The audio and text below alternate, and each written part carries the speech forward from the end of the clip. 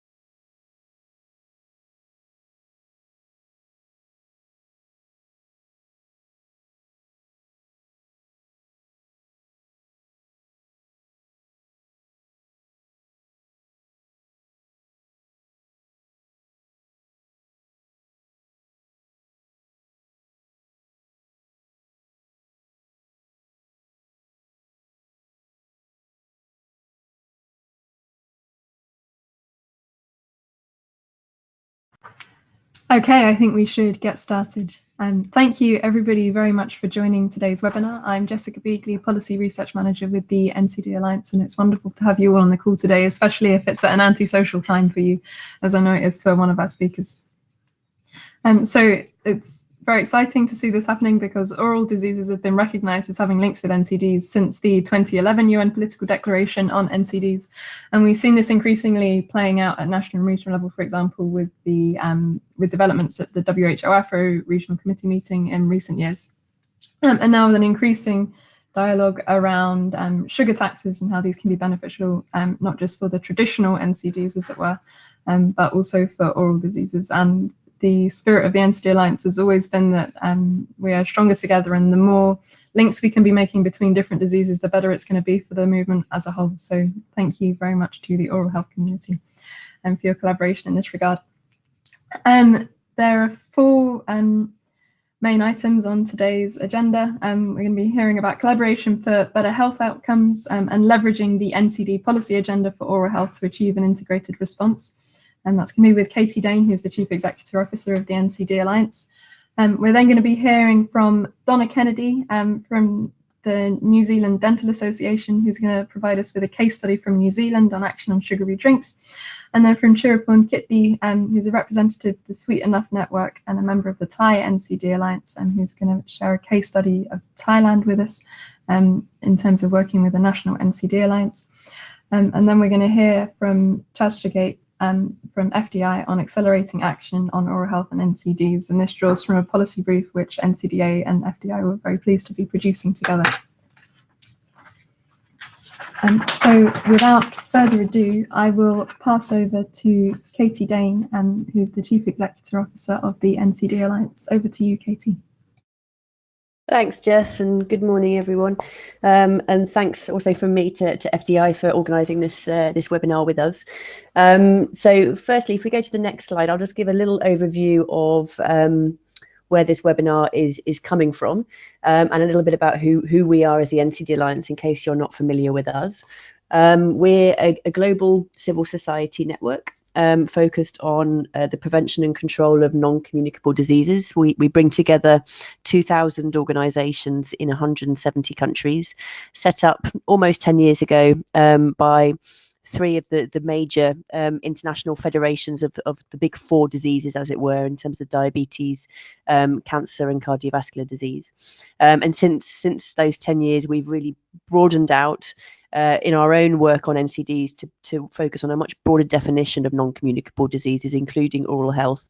And that's why we were so pleased that FDI, the World Dental Federation, joined us as one of our supporters back in 2016. So we now work with over 24 supporters from private sector and NGOs. And I think what's quite interesting, and I'll touch upon this in my presentation, is that we've now got a growing network at the national and regional level of NCD alliances as well. In fact, we've got 55 national and regional alliances today, which bring together the NCD community at the country or regional levels. Next slide, please.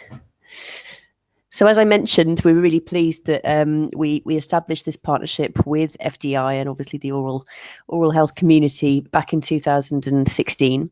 What we have been focusing on is really trying to raise awareness of the links between oral health and NCDs, really positioning oral health as an important non-communicable disease to both the global health and sustainable development community. Over the last couple of years, what we've been doing is published a joint policy brief, which was called Accelerating Action on Oral Health and NCDs. And we presented that at an FDI Congress a couple of years ago, and have actually organised sessions on oral health and NCDs at every FDI Congress since our partnership. And we've been really aligning around, the advocacy agenda that we both share, which is obviously around sugar and the other modifiable risk factors that link oral health and NCDs, such as tobacco and alcohol, as well as obviously the commercial determinants, which is an increasing kind of term that we're using for the unhealthy commodity industries, such as big sugar, big alcohol, big tobacco, all using very similar tactics to undermine public health interventions. And we've also been focusing on what WHO calls their best buys for NCDs, as well as really trying to position oral health and NCDs in the universal health coverage discussion that's happening globally. And there'll be a UN high-level meeting on that topic next year in September in New York. So there's been a lot of work going on over the last couple of years. And if you go to the next slide, we wanted to really use this webinar as an opportunity to give an overview of where we are in terms of the global NCD response, as well as kind of reviewing progress to date. We've been around for 10 years and we've seen a lot of progress, but there's obviously still a long way to go. We also wanted to use this chance to share with you what's come out of the 2018 UN high-level meeting on NCDs that took place just in September this year, and how, if or not, oral health and sugar were included in that high-level meeting discussion, as well as share some examples of action on how these two agendas are very much interlinked, as well as finalising the webinar with a real call to action to you all to consider in your work going forward. So that's kind of what we'll be focusing on today. To jump straight into my presentation, which will be really focusing on the global NCD agenda and policy discussions. If you go to the next slide. Obviously, what we're up against in terms of responding to NCDs is that these diseases, collectively, diabetes, cancer, cardiovascular disease, chronic respiratory disease, as well as all of the other many important issues that are connected to those big four, as we call them, are the number one cause of premature mortality globally. They are the number one cause of death worldwide, contributing to 70% of all deaths. But most worryingly, it's this premature mortality, which is under the age of 70. And every year, 16 million people die before the age of 70 because of an NCD. And these deaths are really largely avoidable or preventable, or could be delayed at least. Next slide, please. And we know that despite the fact that the World Health Organization has primarily focused on the big four diseases, those big four NCDs, there's many other important health issues that are very much connected into those four, and oral health being one of them. And in fact, as you all know, oral health being the most prevalent of NCDs, actually, with affecting almost half of the world's population through untreated tooth decay. And what's important to linking these two agendas is that they very much share the same modifiable risk factors. I've mentioned already, poor diets, particularly obviously the role of sugar playing in both oral disease as well as the broader non-communicable disease agenda, as well as tobacco and alcohol. But also they're really being driven by very similar determinants. And we obviously all have been working for many years on the social determinants. And we know that low social economic status is a driver to oral health as well as NCDs. And I also mentioned the commercial determinants being an important part, i.e. the big multinational companies that are producing sugary drinks are actually contributing to this increasing burden. And we also know within oral health and NCDs that most people don't live with just one NCD, they often live with multiple. So that really causes and creates the imperative to be tackling these multi-morbidities and creating different health systems around the world, particularly in low and middle income countries where these issues are increasing the fastest and are hitting people at a younger age and having worse outcomes. So there's a real imperative to be linking these two issues together. Next slide, please. Now, if you wind back to 2007, almost 10 years ago, before we as the NCD Alliance were set up, I think it's fair to say that this issue, NCDs, were very much a kind of Cinderella issue of global health and development. They just weren't on the radar of the Millennium Development Goals that were really driving the development agenda from 2000 to 2015. And they weren't really on the global health agenda either. It was a very marginalized and in the shadows issue, despite the fact that it's actually the largest contributor to morbidity and mortality around the world. Next slide, please. And just as an example of this is, and a kind of demonstration of this paradox really in global health, is the global financing going into health today. And what this slide shows is on the right-hand side, the column is the disease burden. And the red part of it is NCDs, i.e. the largest contributor to the disease burden on non-communicable diseases. Yet on the left-hand side of your slide, in terms of global development assistance for health, as in international financing going into these health issues, you can see that NCDs receive an absolute slither of the proportion. Actually, less than 2% of $22 billion of development assistance for health is going into this issue that's the largest contributor. So a real paradox in global health back then and 10 years ago. And unfortunately, actually, the financing situation really hasn't changed over the last 10 years. Next slide, please. If you could just click through, there's quite a few animations here. In terms of, but the good news is that there has been a lot of progress. If you could just click through to have all of the pictures showing, that would be great. Thank you. So the good news is that there has been a lot of progress over the last 10 years, despite resources not changing, but political commitment has really changed quite dramatically. And I'll just briefly go through each of these kind of phases, as if you like, of the global NCD response that we like to talk about. And the first one was that UN high-level meeting on NCDs in 2011. The second one I'll briefly mention is that the establishment of global NCD targets and indicators by all governments of the world. The third one I'll mention briefly is this new phase of global coordination, where we haven't just got WHO leading, we've got other UN agencies working hand in hand. The fourth is around really trying to shift the focus so that governments are taking responsibility of this agenda and creating and establishing national commitments for NCDs. And then the fifth one I'll briefly mention is the adoption of the new development agenda, which happened in 2015 with the Sustainable Development Agenda. So I'll quickly go into each of these briefly. Next slide, please. So as I mentioned, the first real kind of watershed moment in getting NCDs up the agenda globally was this first UN high-level meeting on NCDs in 2011. That many of you were very active in the advocacy efforts around it. It was the first time that heads of government, heads of state came to the United Nations in New York to discuss NCDs at the highest level, and just to really reinforce why it was such an important meeting. It was actually only the second time that the UN had ever deliberated on a health issue, the first one being in 2001 on HIV/AIDS. And always with these high-level meetings at the United Nations, the most important outcome of it is a negotiated political declaration, negotiated by all of the governments of the world over a fairly long period of time, fairly contentious negotiations, and they adopted the political declaration on NCD prevention and control. And it included 22 action-oriented commitments with a number of different follow-ups that WHO and governments were to be held accountable for.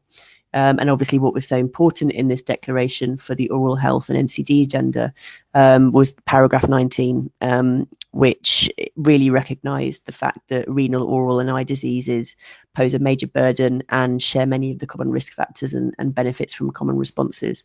So that was really a very useful kind of message about the importance of integrating these two agendas together. Next slide, please.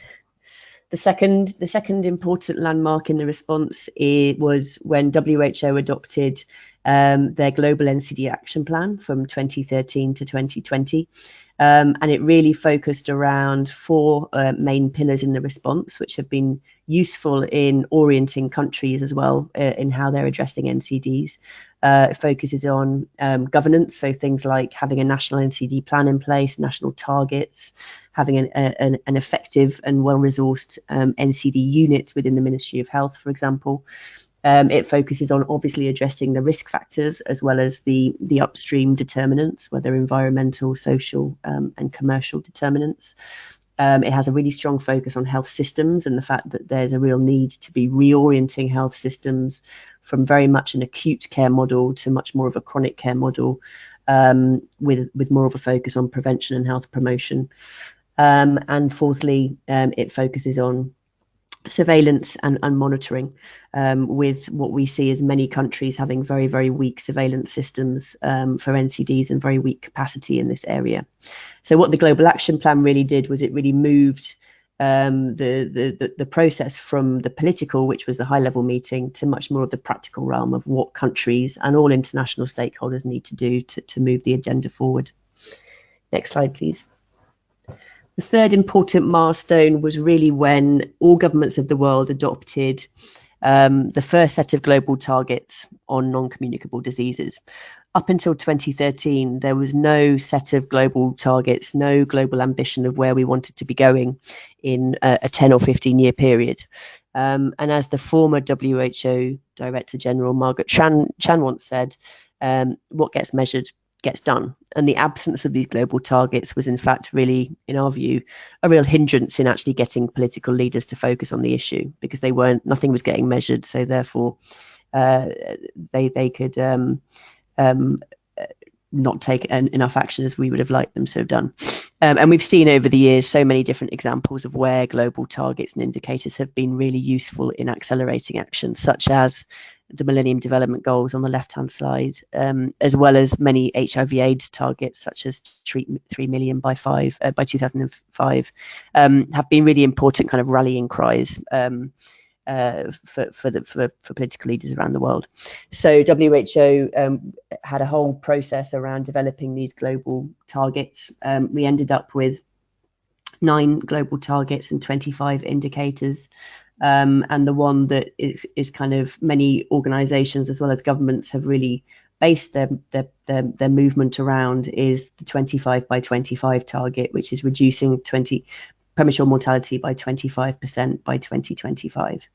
There's also targets around reducing salt, tobacco consumption, increasing physical activity, reducing alcohol, as well as important ones around health systems, such as improving multi-drug therapy availability, as well as access to essential medicines and technologies. So this is really what we're using to monitor the world's progress against NCDs. Next slide, please. The fourth important, movement in the response was this point around global coordination. In 2014, WHO, together with all of the UN agencies in the UN family, created what's called a UN task force on NCDs. And you might think that it doesn't sound particularly interesting, and it's all a little bit technical, and it doesn't really mean much. But it is quite important, actually, because what it means now is that we've continued to have WHO as the leading technical agency for health, leading the NCD response, which is how it should be. But we've now got all these really important UN agencies from many different parts of the UN family, such as UNDP, which focuses on poverty reduction and development, such as UNFPA on family planning, such as UNAIDS, such as FAO in terms of nutrition. And now they've all got a mandate to focus on NCDs, which is a really interesting and useful step forward in our view, because we know that NCDs doesn't just take a health response, it takes a real kind of cross-sectoral response, and we can now see the UN family acting in that way, which is important. Next slide, please. The fifth point just to mention is that after that 2011 high-level meeting, we had the second UN high-level meeting in 2014. And this one was an important one because it really shifted responsibility from global down to the country level. And in a political declaration, governments agreed to 4 time-bound commitments on NCDs, which included all governments having a set of national targets by 2015, all governments having national multi-sectoral plans by 2015, and that governments should be beginning to implement what they call the best buys, which are the 16 cost-effective interventions for non-communicable diseases on both the risk factor side as well as the health system side by 2016. So this was really the beginning of when countries took responsibility and they actually adopted time-bound commitments on NCDs, which was another important step forward. Next slide, please. And then this would be the kind of final important milestone in the last 10 years of our advocacy work, was the shift from the Millennium Development Goals from 2000 to 2015, which had a very strong focus on health. 3 out of the 6 MDGs were health focused on child mortality, maternal health, HIV, AIDS, TB and malaria. But obviously the bigger mission, no surprise from our perspective, was NCDs. And so for a very long period of time, a 2-year period, the UN adopted the new goals, which would set the frame and the focus for the next 15 years for 2016 to 2030, which are the Sustainable Development Goals, or Agenda 2030 as they're often called. A very, very ambitious agenda of 17 goals, 169 targets, 230 indicators. Some people kind of call them a little bit of a Christmas tree of issues. But what's important about the Sustainable Development Goals is that they do focus on sustainable development. They focus on social development, economic development, and environmental development together. And they very much view these goals as being integrated and indivisible, i.e. you can't focus on one goal without tackling them all together, or at least the ones that are very connected. And obviously from our perspective on health and NCDs, number 3 is the important goal, SDG 3 on good health and well-being. And it's a really radical change in terms of the health priorities in that goal from the MDG era. It now includes 9 targets, and actually, 3 of them are completely NCD focused, including a target on reducing mortality by 1/3 by 2030, as well as targets on alcohol and substance abuse, as well as road traffic injuries.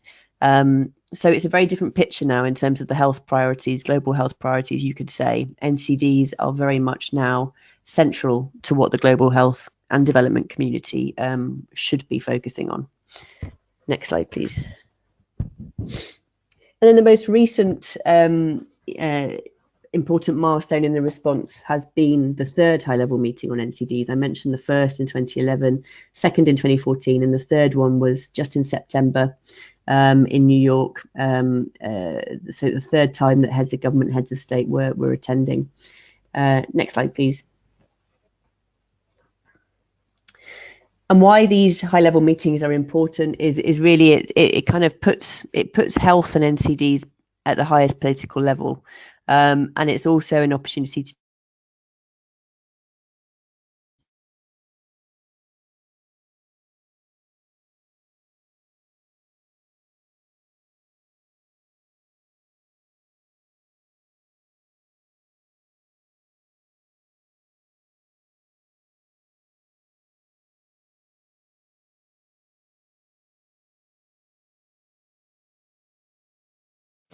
Hi everybody, Katie seems to have lost her connection, and we'll just try and get her back. Oh, you can hear Katie, I can't hear. Okay.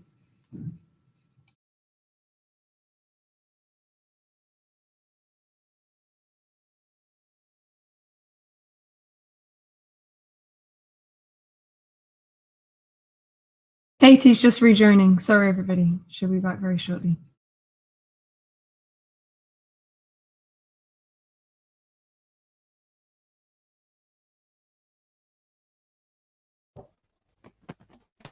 In the meantime, if I can encourage everybody to type questions. We can hear you again. We can hear you. I was just encouraging everybody to type questions if they have them, and we'll answer them throughout the presentation. Thanks, everybody. I got thrown off. So the reason why these are important is that it takes it really to the political realm, and you get consensus around how the international community needs to focus on an issue. Next slide, please.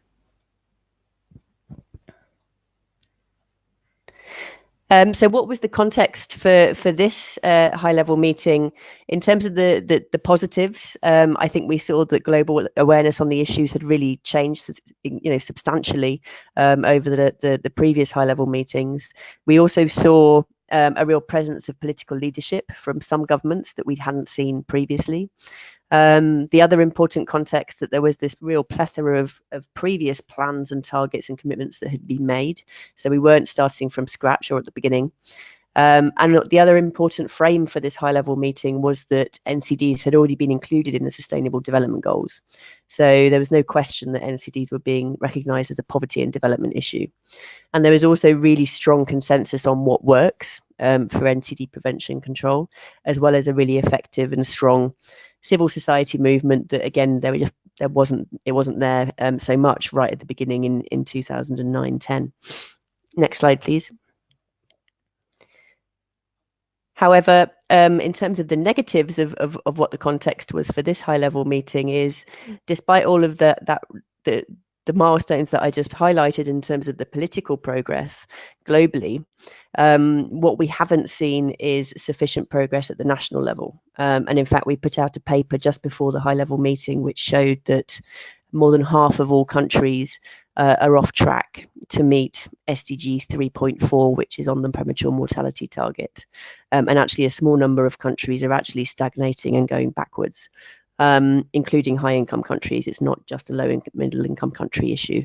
So really uneven and poor progress, as well as countries being overwhelmed and paralysed of kind of where to begin, is what we hear quite often. And as I mentioned near the beginning, there's still this really pitiful level of global resources going into the issue, as well as a really, really strong, powerful interference of multinational companies such as big alcohol, big tobacco, big sugar, to really interfere in public health.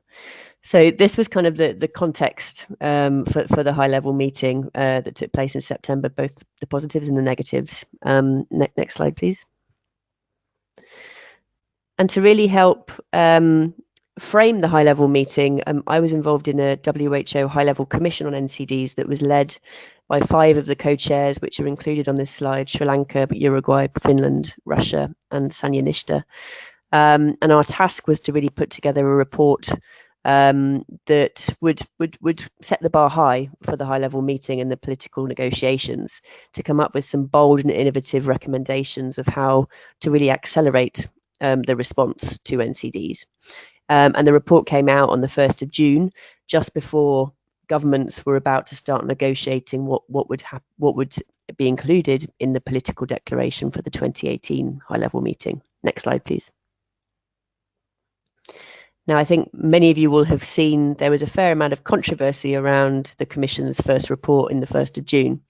And one of the big pieces of controversy, or what we like to call a kind of battleground issue of the Commission, and it continued through to the high-level meeting, was the issue of sugary drinks taxation.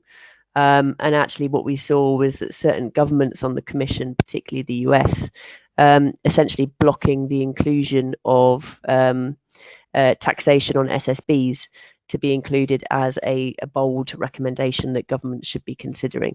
In fact, it was completely deleted from the report, and what we ended up with was, reference to the importance of fiscal measures, including taxation of unhealthy commodities, but there was no specific mention of sugar sweetened beverage taxation, which was a huge missed opportunity, given that there are so many countries around the world now implementing or beginning to move towards implementing an SSB tax to both reduce consumption as well as increase revenue for these issues.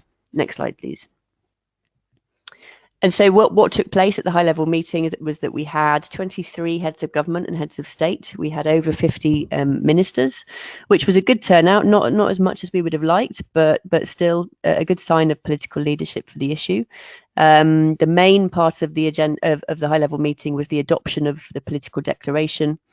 And I think the other part, which was very promising, was that we had so many different country statements, different governments making statements at the high level meeting. In fact, a total of 80 countries delivered statements during the plenary of the high level meeting, which again, this is why these high level meetings are so important. You actually get to hear what your governments are claiming to do at the country level. And then we as civil society can hold them to account. Next slide, please. So just a quick overview of kind of what the political declaration looks like in terms of the good. There were, I'll just give the good, the bad, and the missed opportunities. The good is that there are new commitments in there. The big part of the good news is that it expands the agenda from this 4x4 approach to a 5x5, with mental health being included as one of the big diseases and air pollution as one of the big risk factors. And I think this is the beginning of a much broader and inclusive agenda on NCDs from WHO. And it also includes a strong focus on civil society and people living with NCDs, which is important from our perspective and was a priority. I think the bad is that it failed to mention oral health at all, despite the fact that it had included, oral diseases in the 2011 political declaration. I think one of the reasons for that was that governments were really keen to have a short, concise document that didn't necessarily repeat everything that had come before. But obviously what that meant is that it did miss out really important issues. Another really important kind of negative part of the declaration is that it calls for the next high level meeting to take place in 2025, which is 7 years from now. It's a very long gap. We've been used to having 3 or 4 years between high level meetings. So need to be making new opportunities for us to be getting NCDs and oral health up the political agenda.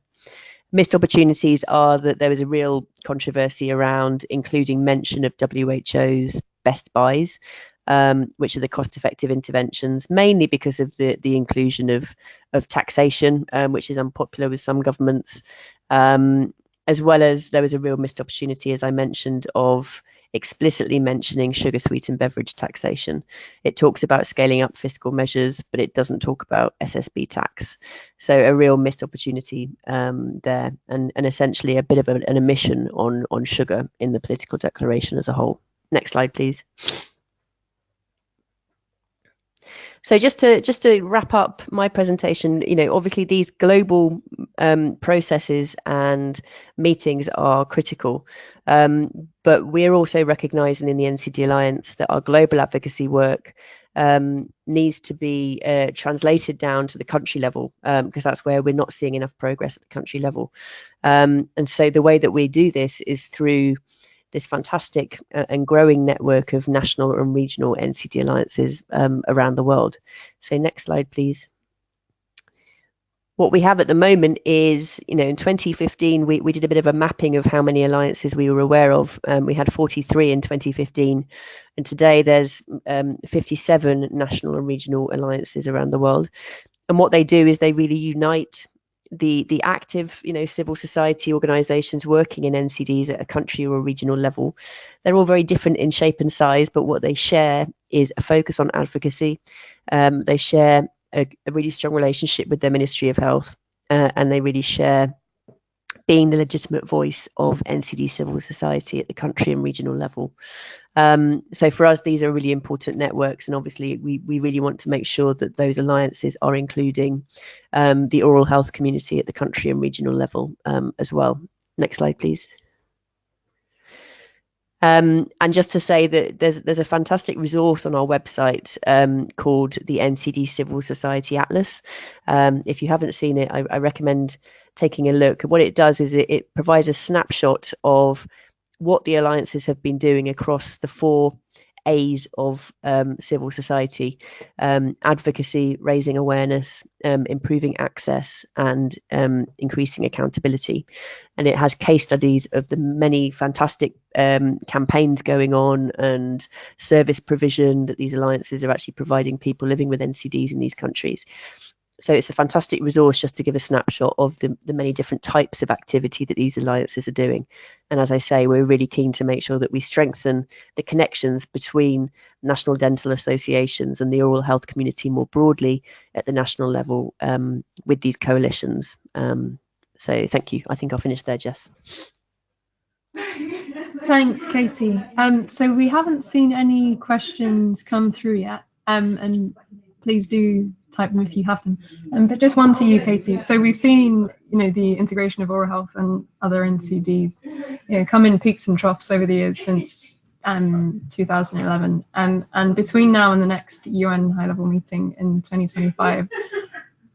What factors do you think will affect whether oral health is back high on the agenda in 2025? And I know Chaz is going to go through some of the more technical areas of this, so just any big picture thoughts from you? Yeah, thanks, Jess. I think there's a few different things that we need to make sure happen. I think as with all of these UN discussions, it can take just one government, as you saw in 2011 with them. I think it was Tanzania that was really the champion behind oral health and NCDs. It can just takes one government to put the issue on the agenda. So I think what needs to happen between now and 2025 is that we need to be really expanding out our political champions of these issues so that they're ready and prepared to be making that push. I think we also need to be kind of making sure that as civil society we're working together, which obviously this partnership has enabled us to do, but really kind of strengthening civil society so that we're singing from the same song sheet when we're talking to policymakers. But also, I think over the next 7 years, what we need to be focusing on is really demonstrating what works in terms of reducing oral disease and NCDs more broadly in this integrated fashion. We hear time and time again, governments asking, give me a good practice example, give me a case study of where a government is doing really good work in X, Y, and Z. So I think as civil society organisations, we have a real role there in demonstrating good practice across prevention and control areas as well, to really incentivise them to be taking more action. Thank you, Katie. Okay, that's everything that we're going to be hearing from Katie, and it would be great to move on now to Dr. Donna Kennedy, who's the sugary drink spokesperson for the New Zealand Dental Association, and she's going to present on the case study of New Zealand action on sugary drinks. Thank you, Donna. Oh, thank you very much. Very interesting to hear a global perspective when I'm speaking about something so local. So basically, the excessive consumption of sugary drinks is recognised as a leading cause of dental caries. These drinks have little or no nutritional value, but they've been identified as an important source of excess dietary calories, leading to obesity, diabetes and cardiovascular disease. So sugary drinks are cheap, they're readily available, and are some of the most advertised products worldwide. The New Zealand Dental Association identified reducing the consumption of sugary drinks as a key strategy to improve the oral health of New Zealanders. And today I'd like to talk to you about the strategies we have implemented over the last few years to reduce the harm from sugary drinks. Thinking about New Zealand, we're a small country. We've got about 4.7 million people. However, we are paying the price for our high sugar diet, with at least 100 children daily having teeth removed due to dental decay.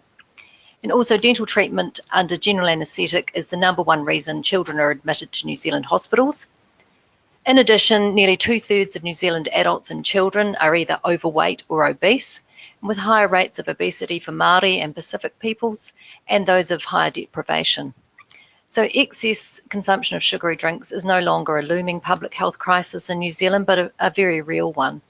The New Zealand Dental Association decided it was time to act on a broader scale and to work with like-minded health organisations to target common risk factors for dental disease, obesity and its consequences. We can have the next slide, please. So in 2016, the association identified potential partner organisations, particularly those who have recognised unhealthy diets and sugary drinks as a cause of poor health outcomes. Priority was given to key influencers and organisations which were already operating in this space. Initially, introduction letters with a draft statement on suggested actions to reduce sugary drink consumption was sent to CEOs and presidents of organisations, inviting them to join forces. This was a time-consuming process. Some organisations had complicated governance structures, so it took time for them to assess the proposal and to agree to develop a consensus statement. And a balance was required between wanting to partner with a high number of organisations with the knowledge and skills to work in the public health space, but also the need to act in a timely manner. Now, on this next slide, you will see our 13 partner organisations.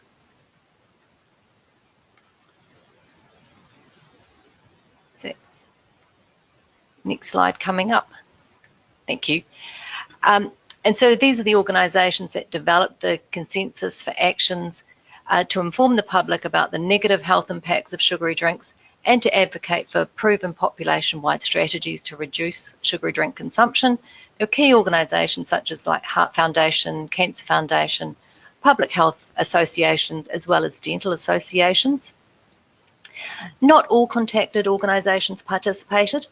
For some, the governance structures just made it very difficult to be involved in a partnership arrangement. And some organisations which were contacted a couple of years ago are still debating about whether they should be involved in this initiative. So if we can have a look at the next slide, please.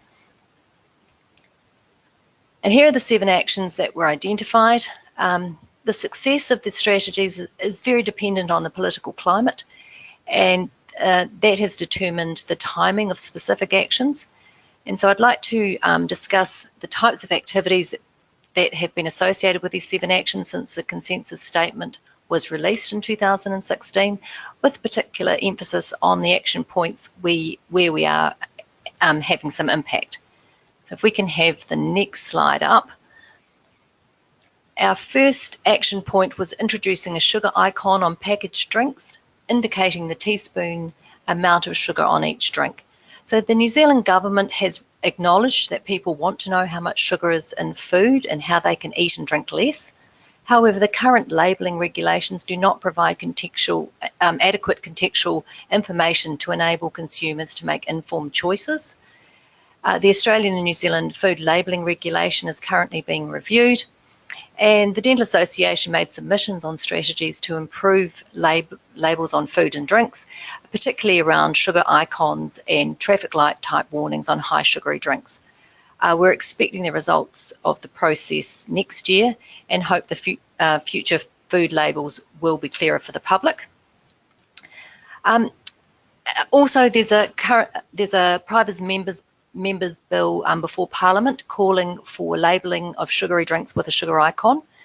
However, this will only get introduced to Parliament if it's randomly drawn from amongst all the other private members' bills, so there's no guarantees, but we are pleased that there is at least some support for these actions within government. Next slide, please. Our next action is around the independent monitoring and evaluation of sugary drinks marketing that influences children. So food and beverage marketing has been identified as a significant independent determinant of children's food behaviours and health status. Basically, unhealthy food environments encourage people to make poor food choices. So research tells us that children and teenagers are actively targeted through all media channels. However, research also shows us regulation on marketing to children can reduce consumption. So promoters of unhealthy drinks are very skilled at using promotional strategies and marketing techniques to encourage children to buy high sugar products, and there is increasing use of social media to target this group specifically. And this is particularly concerning as direct social marketing is very difficult to monitor and regulate. It's not aimed at parents or at health professionals, so we may not see it, and therefore we may not be in a position to act against it. Next slide, please. So this is an example of a targeting marketing campaign. Last year, Pepsi Max utilised the player emojis of the New Zealand rugby team, the All Blacks, to adorn cans and bottles, and fans were encouraged to collect all 20 players as a way to show their support for the All Blacks team. The campaign was heavily promoted on Facebook as well as in print and at bus stops. And the New Zealand Dental Association was one of several groups that complained to our Advertising Standards Authority over this campaign, as it directly encouraged young people to collect a full set of cans and drink a lot of sugar. The complaint was not upheld. However, it was settled when Pepsi Max took down the adverts voluntarily. Next slide, thank you.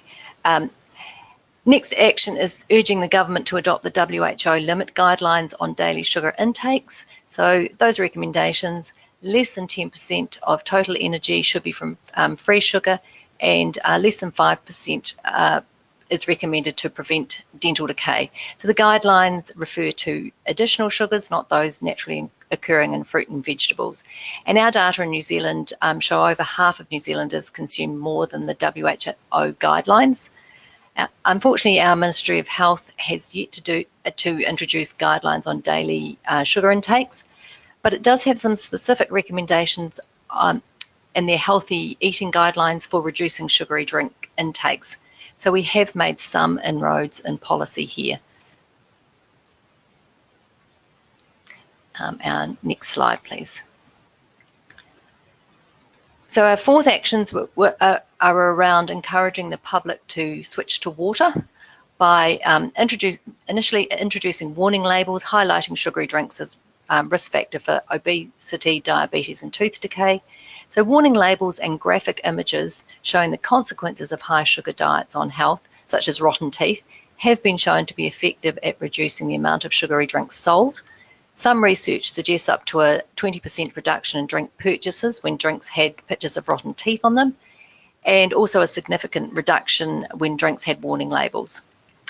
However, one of the most graphic warning labels was created by the Coca-Cola marketing machine. So if you can see the picture on the left here, this is a greeting which was posted on vending machines in New Zealand in an attempt to specifically target Māori. So kia ora mate, kia ora is a Māori greeting, hello, and mate is a New Zealand term of endearment for your male friends. However, mate is also a Māori word mate, meaning death. So this greeting on the vending machine said hello death when it was translated into English, which, needless to say, the Coca-Cola company removed this slogan on their vending machines rather promptly.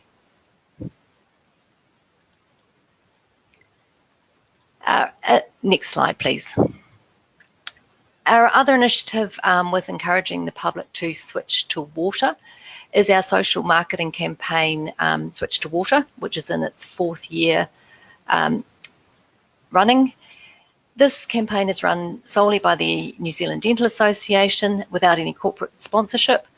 It targets individuals, schools and workplaces, people to switch to water for the 30 days of November.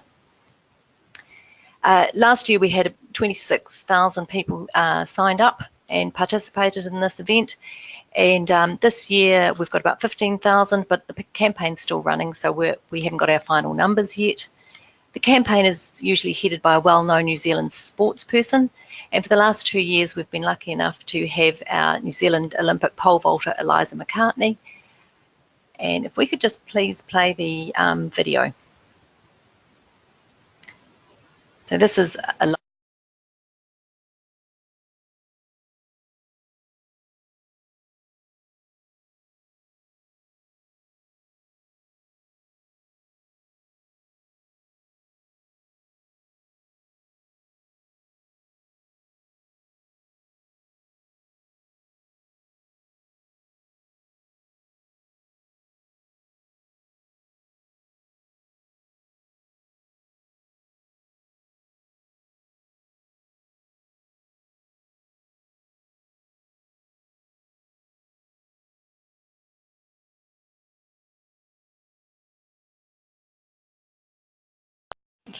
the next slide.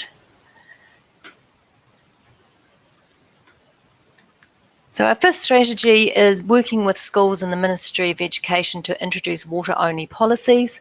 So it was recognised that schools have a vital role to play in children's nutrition, with poor nutrition linked to lower academic achievement. Research tells us most New Zealand parents believe it is important for their child's school to limit access to sugary drinks. However, while 40% of New Zealand schools have some healthy food policies, many of these are not comprehensive enough to really promote water or non-sweetened low-fat milk as the only drinks in schools.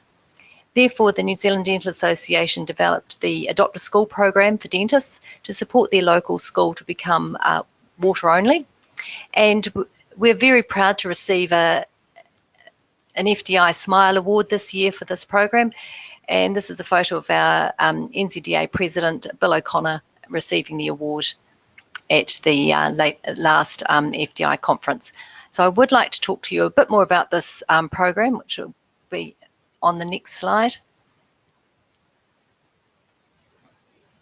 So the Dental Association developed a toolkit to assist dentists to engage with their local school and to assist them to the schools to make the necessary policy changes to encourage students and staff to drink water only on school grounds.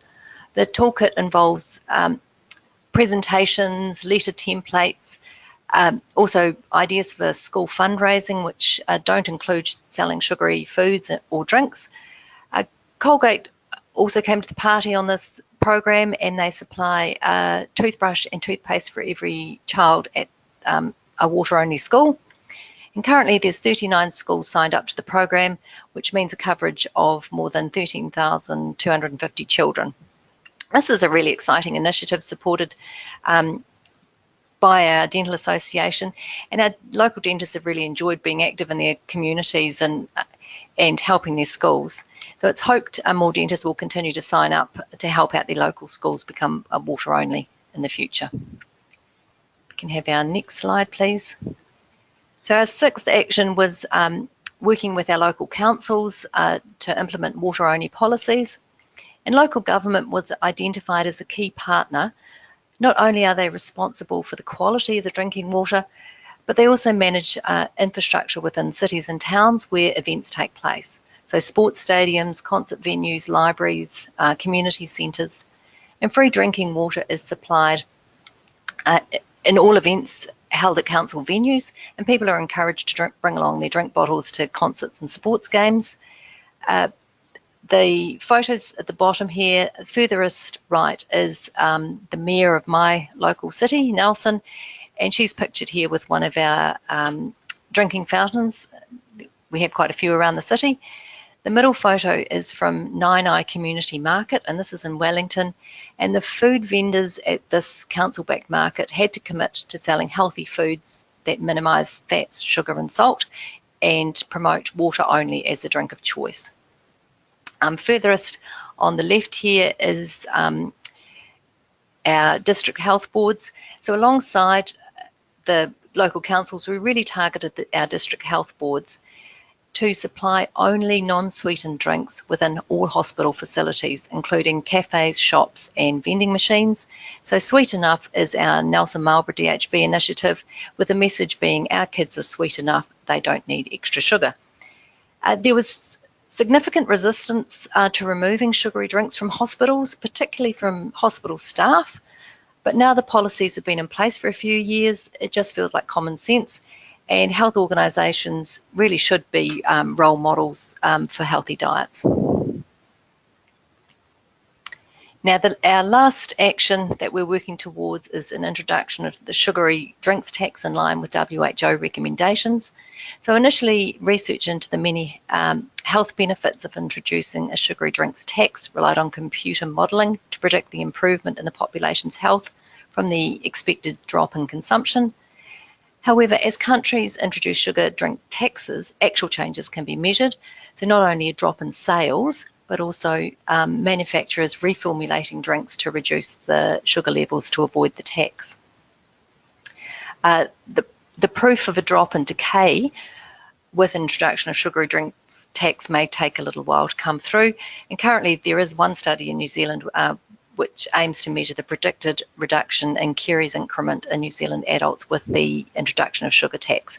We're hoping those results will be out early next year.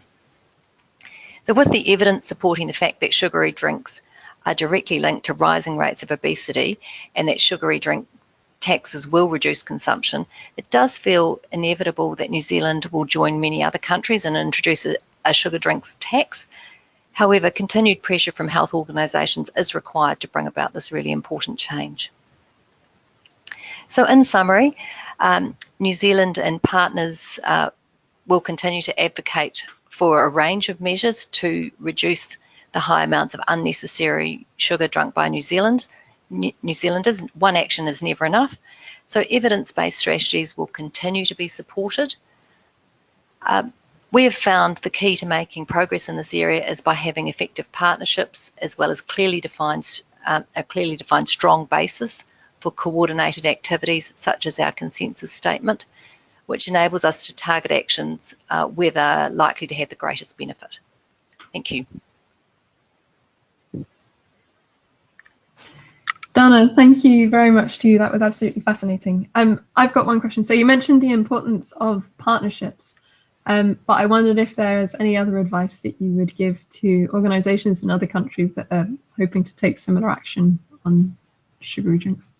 Certainly. I found that having a really clear strategies was really important, because once you start working in a space like this, people will come up to you and say, well, what about this? And, oh, there's sugar in this, and you should be targeting, lollies on airlines, and you should be doing this. And it's really hard when you're a small group to really, you can't be across everything. You can't target every action. So I've found it's really, really important to focus, try and pick where you're going to have your wins and really target those actions. With the research being on dental decay being strongly linked to a lot of sugary drinks, that's where we certainly focus our energies. Thank you. It sounds like to some extent you've been victims of your own success and shown that you can achieve so much, and then people ask more and more. Oh, there's still a lot to go, unfortunately. We still have a high decay rate, especially in our children and our young adults. So we're hoping to continue to have some success. Thank you, Donna. There was one question that had come in for Katie before, and we missed it. Sorry about that. So the question was, what are the challenges which developing and developed countries have to face? And I think this is probably a PhD thesis, so I'll do my best to answer it in the time that we've got on a brief webinar. So one of the most major challenges that lower middle income countries face is the double burden of infectious and non-communicable diseases, and infectious diseases are often perceived as being so much more urgent than non-communicable diseases, and even to cause a greater disease burden, although this isn't always the case, as we've seen. Lower middle income countries also have much more limited resources, but it's also harder for them to be leveraging domestic resources, and it's trickier to implement taxes in certain low middle income countries than it is in high income countries, especially if they're politically unstable. I think the impacts of NCDs are often worse in low middle income countries, not just because of limited access to medicines and services, but also because socioeconomic disparities are exacerbated so much more easily, and people are pushed into a cycle of poverty if they were already on the more vulnerable side. And then finally, just to talk a little bit about urbanisation. Urbanisation isn't always bad for health, but in a number of low middle income countries, urbanisation, just because of the other challenges that are faced, can be more unsustainable than it might be in more developed countries. And therefore their populations are at greater risk of air pollution and very, very sudden exposure to unhealthy foods, which is definitely the case for high income countries too. It's certainly also a challenge for countries that receive donor funding when they transition from being low to middle income country, because a lot of donor funding is directed specifically to low income countries and not to middle income countries, although a classification from low to middle income will change overnight, the problems that country is dealing with certainly don't change at the same rate. So I hope that gives just a little flavour of some of the differences in challenges which developing and developed countries face. And I think we will move on now to our second case study of this webinar. which is the case of Thailand and experience working with a national NCD alliance. And this is going to be presented by Dr. Chiraporn Kitty, who is representative of Sweet Enough Network, which is a member of the Thai NCD alliance. Thank you very much. Over to you.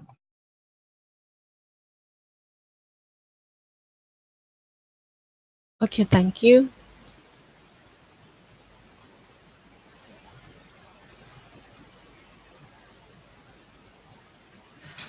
We can hear you, so please start whenever you're ready. Thank you. Hello, can you hear me? Perfectly. Okay. Thank you. Okay. Okay. Good afternoon from Thailand, and good morning, right, to everyone. Thank you for giving us an opportunity for share with you about experience of oral health and NCDs. Next, please.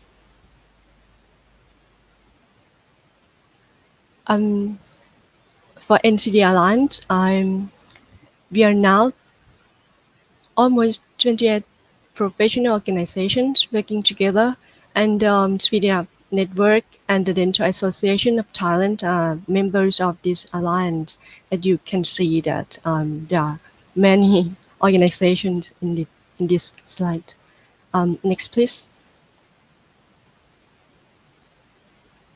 For the objectives of the NCD Alliance in Thailand, in Thai NCD Alliance, the main objective is to analyze knowledge and situation and capacity of concerned member organization to formulate strategic direction and action plan for NCD prevention and control, and to enhance and improve capacity of NCD-related health professional organizations to raise social awareness on NCDs, and to effectively communicate among academic news and information with people to a mediational and organization, and to strengthen policy advocacy for NCD-related risk factors, and finally, to enable the collaboration of health professional organizations to directly tackle with NCDs. Next, please. And for the timeline, in this slide, you will see the events and implementation timeline of NCD Alliance in Thailand. I'm first initiated in 2005 from the Royal College of Physicians of Thailand, and they created the network of Fatless Belly to raise public awareness of overweight and obesity, and then they moved on public health policy. You can see that in 2009, they set up an agenda of overweight and obesity in the National Health Assembly, and this is on kind of platform that we can build the public health policy in the country and bring together stakeholders to take action in the public health policy. And we working together, with partnership until 2016. The Thai Alliance have launched the 28 professional organizations tackle with NCDs with the same target. Next, please. Yes, to talk about oral health and NCDs, you may know that we share common risk factors with the oral health and NCDs, and the main risk factor is unhealthy diet and tobacco use. For unhealthy diet, for the over sugar consumption is the main target that we need to take care of. And next, please. Talk about Sweet Enough Network. We have initiated since 2003 by dentists and pediatricians and academics who concerned about the adverse health effect on children due to the overconsumption of sugar. And we have supported by Thai Health Promotion Foundation and the Ministry of Public Health and various local organizations. And the main objective of our network is to reduce the overconsumption of sugar among children. And you can see the mascot, the pink ant. It has the name. We call it Noi Noi. and Noi bringing attention among children and deliver the message of less feed consumption of sugar and drink more water. And this end army the health art in build health literacy of healthy diet among children, and with its with the concept of edutainment. And for the right side, you can see this is kind of the strategies that we move on our network. And we based on the concept from Professor Praved Vasi, we call it triangle that moves the mountain. So when we face with big issue that very hard, difficult to move, we use this concept to work. We have three components to move on. So first, we created the relevant knowledge. So we know that we move into the relevant way in pushing the issue. And for the second component, we work with the social movement. So we work with the social, work into the network, and we have the network of dental personnel and other health lines throughout the country. And for with the third component, we work with the political movement. So we try to create healthy public policy in prevention of excessive sugar consumption. Next, please. And for this slide, I just walk you through the beginning of our network. So we initiated in 2003 by the multidiscipline, and with this network, we do work in the policy movement, and this is kind of the policy that we have been implemented in our country. Considered in 2004, we first launched a policy of the ban of the sugar added in the follow-on milk formula in infant. So we work together closely with the FDA Thailand, and then we can launch this. And in 2007, we work based on an evidence. So we have the survey of children about the consumption of sugary drinks and snacks, and based on this evidence, we can convince the Ministry of Education to have kind of a policy to ban of the sugary drinks. And we also have the result that there are top five snacks that children popularly consume. So we work with the FDA, working on the labeling on the front pack of the products to release the message of minimize your consumption and exercise for your good health. But it's very small in the front pack. But this is, the first step that we work on the food labeling. And also the Ministry of Education announced the policy ban of soft drink in school, and based on the evidence that we found that children who drink sugar drink we have dental caries. So we use this evidence to convince them. And also in the 2007, we also have kind of the healthy meeting campaign in Thailand. In Thailand, we eat a lot of sweet, especially in the coffee break. We have very sweet things. So we have a campaign for the people to less sweet and promote food instead. And in 2011, you can see that we work on more on the food labeling.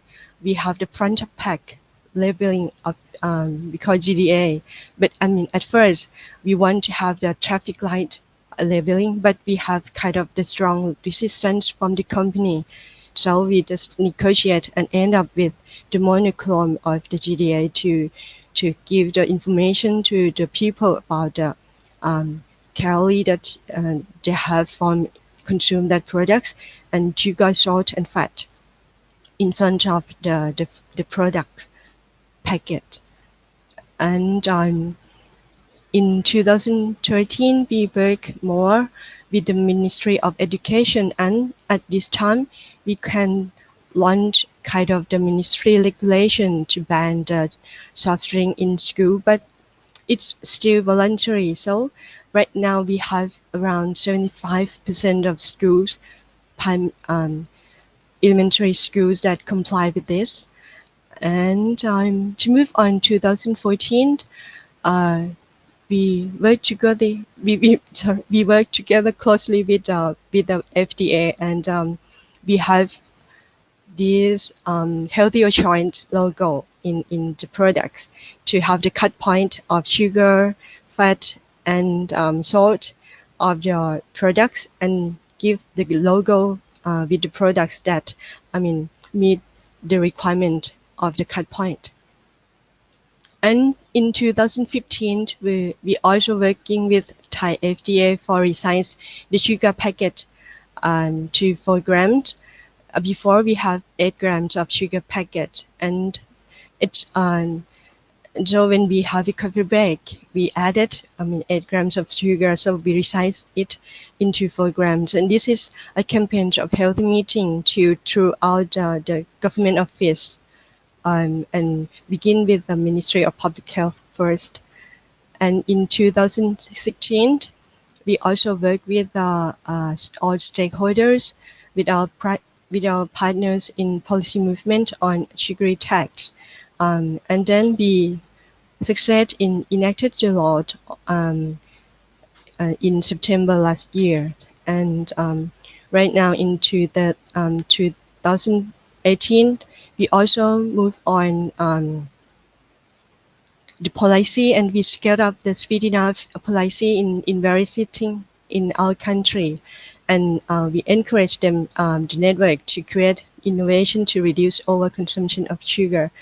And on the policy movement, we also want to move forward about added in food formula for infant, prohibit sugar added in food formula for infant, and more policy movement for the tax divider on the sweeteners added on sugar sweetened beverages.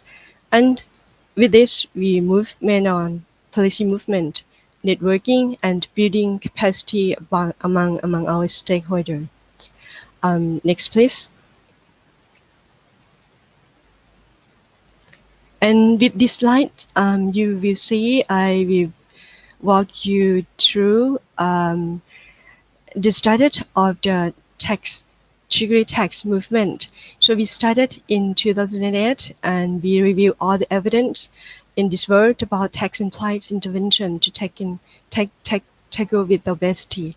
And in 2009, we have a platform of National Health Assembly to kind of launch a public health policy about tax and price strategy, according to the recommendation from Best Buy intervention from WHO.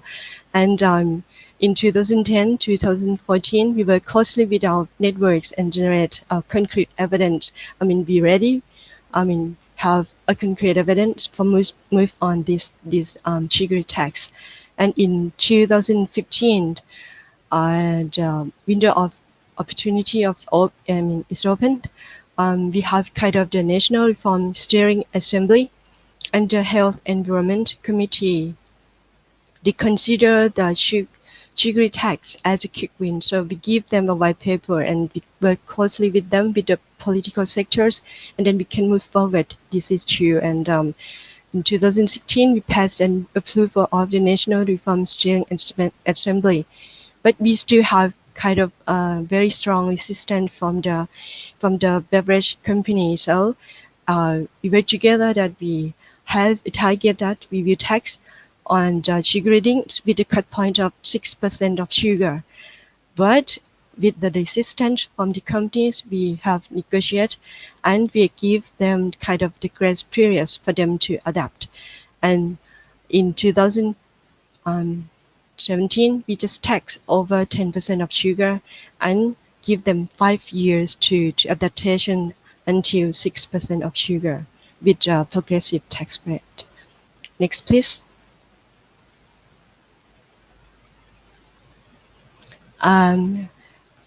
So we have two common risk factors, unhealthy diet, especially sugar consumption, and another is tobacco use. So we are dentists that we have the network, all through the country. So we work against tobacco and work in the network. So we have a campaign of networking for smoking cessation in dental clinic, across the country. And we have implemented in the dental schools to build, kind of encourage the dental student to be a role model for, against tobacco. And we create innovation and knowledge management for smoking cessation in the community throughout the country. And with this, you can see another mascot. This we call No. So No is a rabbit help us in against tobacco. Next, please. Next slide, please. So for the Dentists Against Tobacco, we joining with the Tobacco Control Network activities and work to work on the dental disease traffic warning on the cigarette pack. And we also participated in movement for legislation for such as ban of sale of flavored cigarettes in Thailand and end point of sale advertisement. And we also work with a clinic across the country for the smoking cessation in dental clinic, and we have oral lesion screening in government dental clinics, and we also integrated with the NCD clinics in health center throughout the country. Next, please. Yes, this is kind of the message that we learn and we want to kind of share with our network that we work in team. So we work based on the three components that I have mentioned about the created of relevant knowledge, and work with the social movement, and work closely with the political. And then we can move forward oral health along with the general health. Thank you. Thank you, Kirapon, and I'm sorry that I mispronounced your name. I had a question about, so you mentioned the resistance from the industry, and I wondered if you could tell us some more about the actions that they took and the impacts that it had and how you managed to combat them. So the way we work with our partners, and we kind of review the possible questions that they will fight back for us. So we kind of prepare our evidence to fight them back.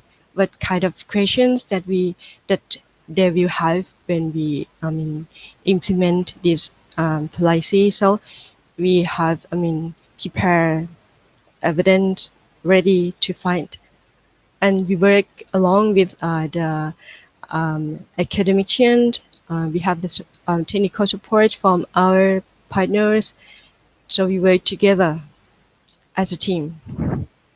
Thank you. So about the power of joining forces. Thank you very much. We've got just one final presentation for this morning, and that's from Claire Gate from FDI World Dental Federation, and she's going to be speaking on accelerating action on oral health and NCDs, opportunities for action. Thank you, Chaz, and over to you.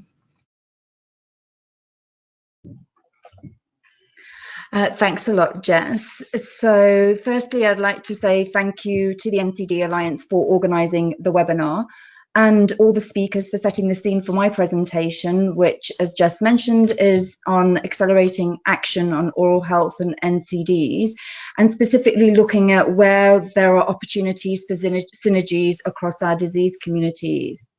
As we know, oral health and NCDs do not exist in isolation, and that given that we share common risk factors, it makes sense for us to work in unison. And of course, those common risk factors, we've heard a lot about sugar today, but also in terms of oral health, we're talking about tobacco use and harmful use of alcohol. And of course, as Katie mentioned, we share the same social determinants of health, so we need to really identify win-win situations in terms of achieving common goals.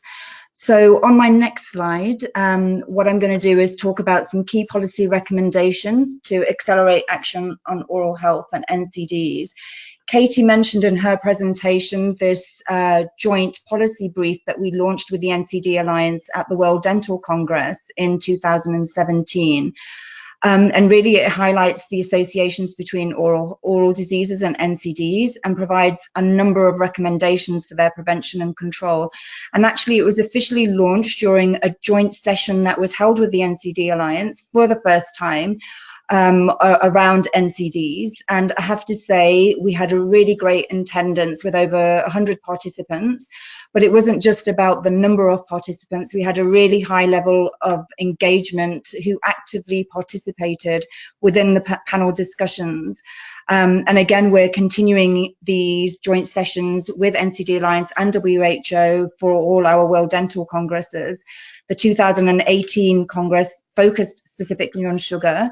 And then I'll talk on sort of a later slide in terms of our 2019 session that will be highlighting interprofessional collaboration. And it's a real testament to the commitment of FDI's leadership, who are actually very supportive of working in collaboration towards achieving common goals. And just to highlight, the brief is available in English, Portuguese and Spanish, and you can download it from the FDI website and also, I believe, the NCD Alliance website too. So if you go to the next slide, please. The policy brief itself lists 17 interventions to improve oral health and overall NCD outcomes. But of course, in the interest of time, I'm not going to go into each and every one of those in detail. I'll just highlight some key recommendations. But I highly encourage you to go on to the website, download the document, and please read it in your own time. So firstly, there's recommendations around the common modifiable risk factors and social determinants. We focused a lot on sugar today, but there are cost-effective, evidence-based, population-wide oral health promotion measures that exist. Such things like educational campaigns. We all have our disease awareness campaigns that can be leveraged for this purpose. So across disease groups, but specifically for FDI, we have our World Oral Health Day campaign that takes place on the 20th of March. And it focuses specifically, the 3-year theme for 2018-20 campaign focuses very much on taking a holistic approach to the prevention and control of oral diseases. And it highlights how oral health can also have a positive impact on general health and well-being. And I guess from our own personal experiences, we can sometimes be bombarded with messages about diseases, lots of messages, how to deal with or cancers, how to deal with heart disease, and it can become a little bit overwhelming. But if we distill this down and focus on the 4 risk factors versus the hundreds of diseases that we may be talking about, it makes it a lot more manageable for our audiences and for people to feel that they can do something about it. In terms of working on common modifiable risk factors, in World Oral Health Day specifically, and I'm sure for a lot of the other for the other disease campaigns, a lot of our member associations also have high-level representation during their events. We read a number of reports from our own member associations that have ministers of health that are attending their World Oral Health Day events. So it's about leveraging those opportunities and relationships to ensure that they not only hear our key messages, but also act to make policy commitments around that. We've had great examples, and we've heard from the New Zealand Dental Association and from the Thai NCD Alliance Network, who have to be congratulated actually for working across diseases, working across organizations, because it's not always easy to try and work on common goals. However, again, within activities such as World Oral Health Day, we've had organisations such as the Norwegian Dental Association that worked with the National Stroke Association, who wanted to raise awareness around the fact about that 1/3 of stroke patients say they also experience reduced oral health after suffering a stroke. So around World Oral Health Day, they worked on education campaigns and lectures for dentists to provide information on oral health complications after stroke.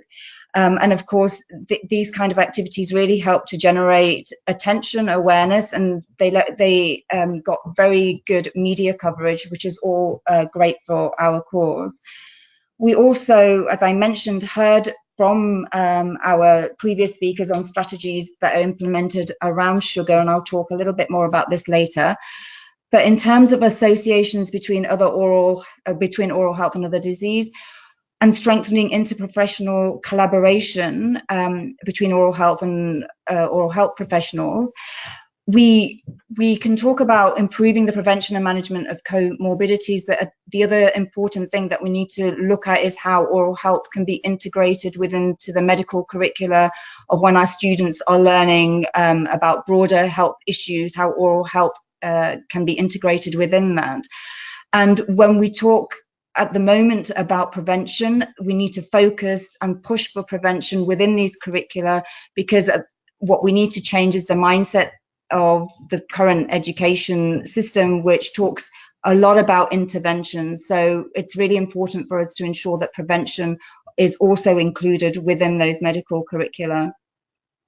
I've given a case study with it in terms of a great example from what the Portuguese Ministry of Health have done. If we go on to the next slide, it will be covered under the next point, where we talk about universal health coverage and primary health care. Of course, we have the essential NCD care that we want to be integrated within primary health care. In terms of oral health, we're talking about the basic package of oral care, but also the WHO package of essential NCD interventions.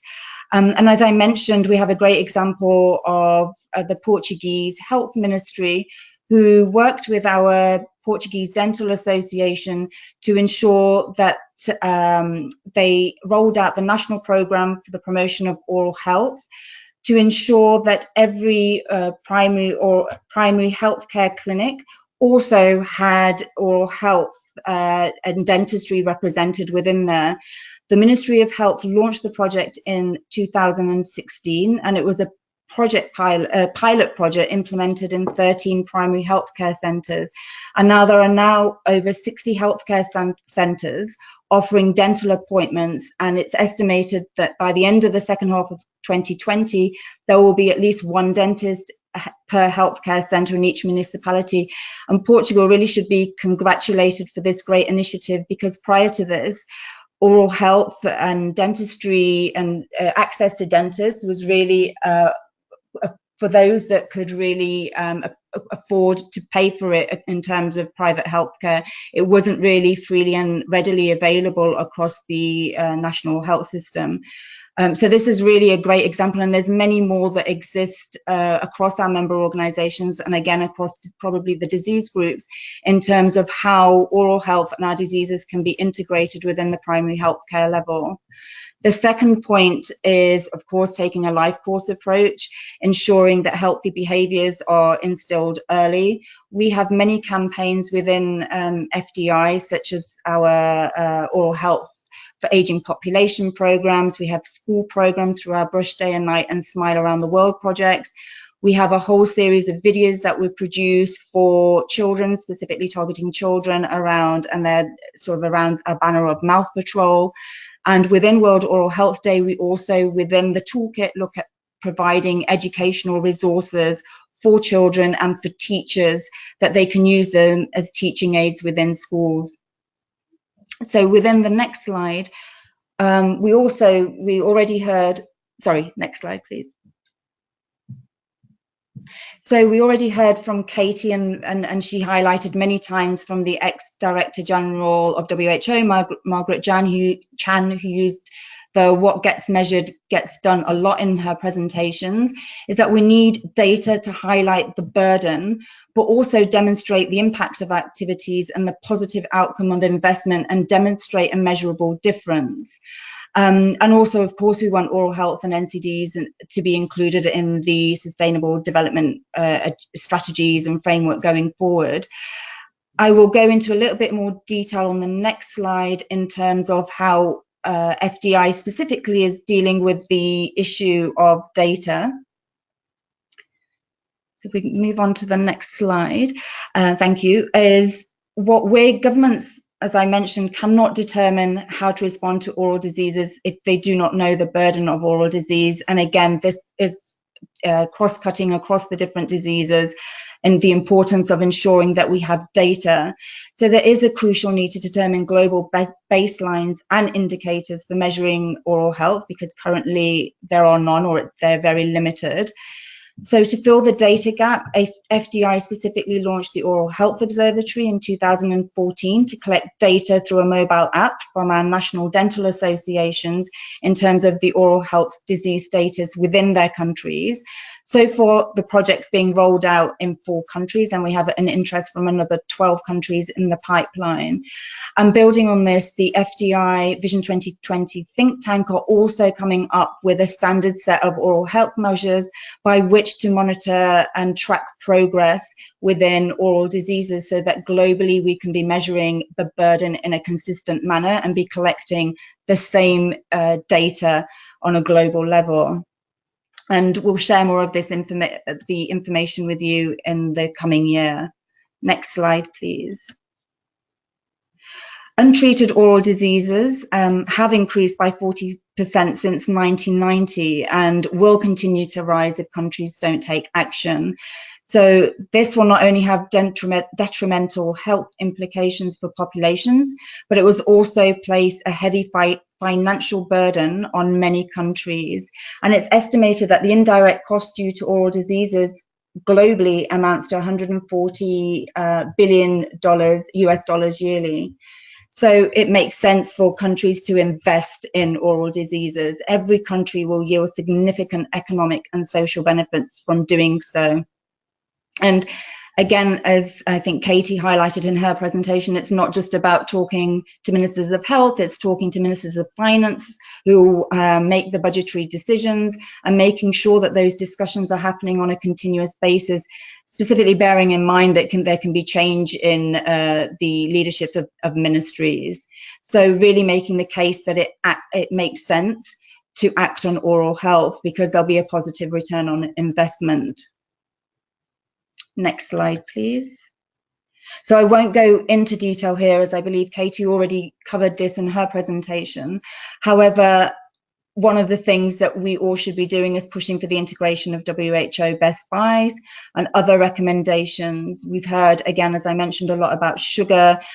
Although WHO says that it's not listed as a best buy, but it's a good buy, but taxation on sugar sweetened beverages is certainly one of these cross-cutting issues that we can all be working on. We know that it's the main risk factor for dental caries, obesity, etc. So we really need to be looking at how we can push for this agenda item, specifically given the disappointments around the UN high-level meeting this year. Just to highlight that FDI also produced a sugar toolkit in 2015, where we go into some case studies where we talk about sugar taxation. We talk about some case studies from around our member organizations around nutrition labeling and mass media campaigns to reduce excessive sugar intake. And of course, there's the reference document from WHO called the 2015 Fiscal Policies for Diet and Prevention of NCDs, which we recommend that you read because that also talks about the positive effect of sugar taxation on reducing consumption. And again, we heard from New Zealand in terms of the positive impact. We have case studies from Mexico. So they do work. And to date, I believe there's 28 countries that have introduced a sugar tax. What we now need to be doing, and I guess what we need to also do, is take a step back and celebrate the successes. It's great that New Zealand have managed to make so many positive changes within the country. It's great now that we've heard from the Thai NCD Alliance about all the great work that they've done. So I think it's great to take a step back sometimes and also congratulate and highlight the successes and make sure that these best practice case studies are shared across our networks and make the case for why and how these strategies can be implemented on a country level in a successful way. So next slide, please. So how can we influence policymakers? If oral health and other NCD advocates can voice the same key messages and recommendations to policymakers worldwide, we can really amplify our impact and be one step closer to ensuring oral health is integrated into the NCD and broader health policies and prioritised on national and global agendas. And as I already mentioned, we need to focus on the people and not the disease, and take a unified, holistic approach to make it more manageable for the individual. By focusing on the commonalities, we make it a lot less overwhelming for people to address disease issues, and more easy to digest the information and feel that actually they can do something about it. If it's too much information, they'll simply just ignore it. So, as I mentioned, let's focus on some of the risk factors, saying by addressing sugar, for example, you're not only going to be addressing your oral health burden, but also you can help reduce your risk for diabetes, heart disease, cancers, etc. So next slide, please. In the interest of time, I'm not going to go through these next two slides in detail, but just to say, please read these slides in your own time. I know the NCD Alliance will be sharing all the presentations, but you can basically look at who are the key influencers in your country, target them, reach out to them, work with the great NCD alliances that Katie talked about earlier. They've done a really great job in terms of making sure there's NCD coalitions on the ground. Please connect with them, see how you can integrate oral health within those coalitions. And again, please read the publication that Katie mentioned, and we reach out to us as well, because we can connect you with those NCD alliances on the ground by working with, of course, NCD Alliance on the global level. Use World Oral Health Day as a platform to launch your campaigns and priorities. And also please contact us at the email address given, advocacy@fdiworlddental.org, to share any of your case studies. And of course, sign up to our FDI advocacy newsletter, because we also profile regular updates in there and profile case studies from around the world that may be useful to you on a country level. The last two slides actually just highlight resources. You can move on to the last slide. It's just to say, in your own time, please take a look at these resources. I just want to highlight in terms of what we'll be doing at the World Dental Congress in 2019. It's taking place from the 4th to the 8th of September in San Francisco. And we have a joint session with the WHO and NCD Alliance around strengthening interprofessional collaboration. And we have the World Health Professions Alliance, who will also be importantly involved in that session. The World Oral Health Forum will be focused on universal health coverage, especially going into the high-level meeting next year. We'll be sort of strategizing around what the oral health community can do that, and how we can support the work of the broader NCD community.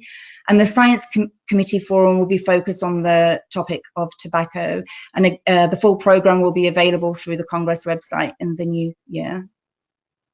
So I hope I managed to buy back some of the time. And that's the end of my presentation. Thank you. Thank you, Chaz. That was such a great note to end on, and it's a real pleasure as the NCD Alliance to be collaborating with an organisation like FDI that can take this agenda that was fairly nascent a few years ago and really turn it into a global movement with momentum behind it.